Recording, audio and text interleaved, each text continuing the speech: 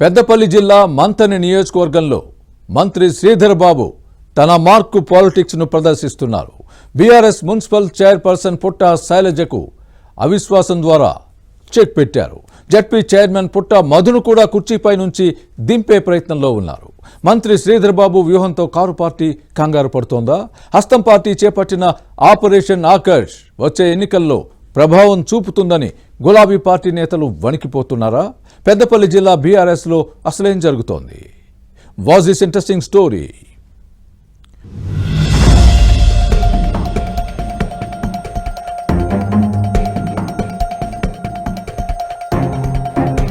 పెద్దపల్లి జిల్లాలో మంత్రి శ్రీధర్ బాబు తన మార్క్ పాలిటిక్స్ చూపిస్తున్నారు.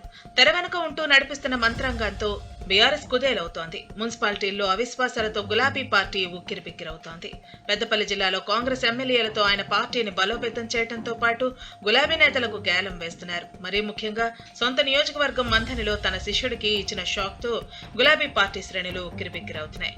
శ్రీధర్ బాబు అసలు టార్గెట్ వేరేలా ఉందనే చర్చ పెద్దపల్లి జిల్లాలో జరుగుతోంది.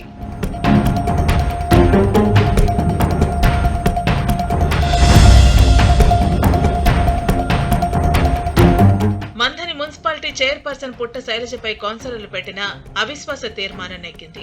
ఈ విషయంలో మంత్రి శ్రీధర్ బాబు తనదైన శైలిలో చక్రం తిప్పారనే చర్చ జరుగుతోంది.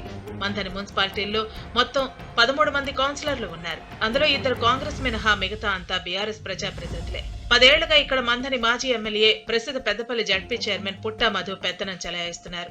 అయితే కాంగ్రెస్ అధికారంలోకి రావటం, శ్రీధర్ బాబు మంత్రిగా బాధ్యతలు చేపట్టిన తర్వాత బీఆర్ఎస్ అరాచకాలకు చెక్ పడిందనే చర్చ జరుగుతోంది. పుట్ట మధు ఒకప్పుడు శ్రీధర్ బాబుకు శిష్యుడిగా ఉన్నారు. కానీ 2014లో శ్రీధర్ బాబుపై పోటీ చేసి పుట్ట మధు ఎమ్మెల్యేగా గెలిచారు. ఆ తర్వాత 2018 అసెంబ్లీ ఎన్నికల్లో పుట్ట మధు ఓడిపోయినప్పటికీ జడ్పీటీసీగా గెలిచి పెద్దపల్లి జిల్లా పరిషత్ చైర్మన్ గా కొనసాగుతున్నారు. ఈ నేత సతీమణికి మంథని మున్సిపల్ చైర్పర్సన్ పదవి ఇప్పించుకున్నారు. శ్రీధర్ బాబు మంత్రి అయిన తర్వాత జిల్లా వ్యాప్తంగా బీఆర్ఎస్ కీలక నేతల్లో ఒక్కొక్కరికి చెక్ పెడుతున్నారు. మంథని మున్సిపాలిటీలో కేవలం 2 మాత్రమే కాంగ్రెస్ కౌన్సిలర్లు ఉన్నారు. ఇటీవల బీఆర్ఎస్ నుంచి 7 హస్తం పార్టీలో చేశారు. ఆ వెంటనే తన శిష్యుడు పుట్టా మధుకు చెక్ పెట్టి ఆయన సతీమణి శైలజను మున్సిపల్ చైర్పర్సన్ పదవి నుంచి దించేశారు శ్రీధర్ బాబు. వచ్చే పార్లమెంటు ఎన్నికల్లో కారు పార్టీకి ఇది పెద్ద దెబ్బగా భావిస్తున్నారు.